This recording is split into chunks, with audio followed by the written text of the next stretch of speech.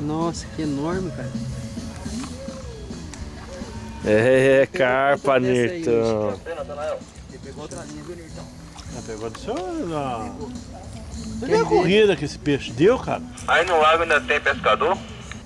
Só 3 só. Positivo, e se encontra 3 pescadores. Isso, filma 4. ela. Tem mais lá, ó. TKS. Já pegaram quantas desse aí hoje? É a primeira. Essa é a primeira, ó. Tá Você gostoso. viu a corrida que deu esse peixe? Demorou quantos minutos pra tirar ela? Bastante? Ah, uns 15, 20 minutos.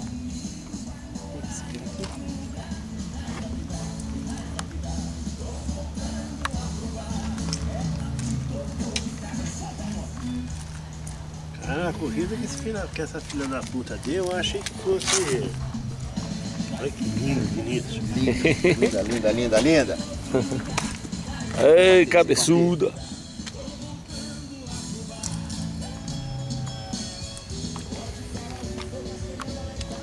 Vamos pensar? Com certeza, né? Essa aqui é a linha do seu. É. Da sua linha, isso daí. Joga de lado aí. Como é que se vira, pô? Essa aqui é sua linha, Vinícius, ó.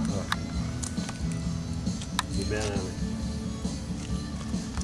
Trouxe a balança aí, Vinícius? Tá aí, tá na mão. Cadê? Já põe ela, vamos pesar ela.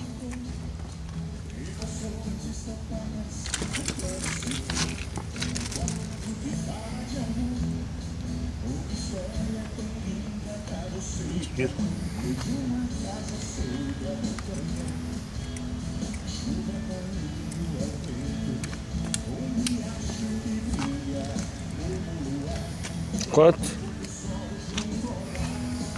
18. Ergue, Vinícius. Ergue ela. Caralho. Ah, caramba. 19. 19 quilos. 19 quilos. Menos um do passagem lá? 18.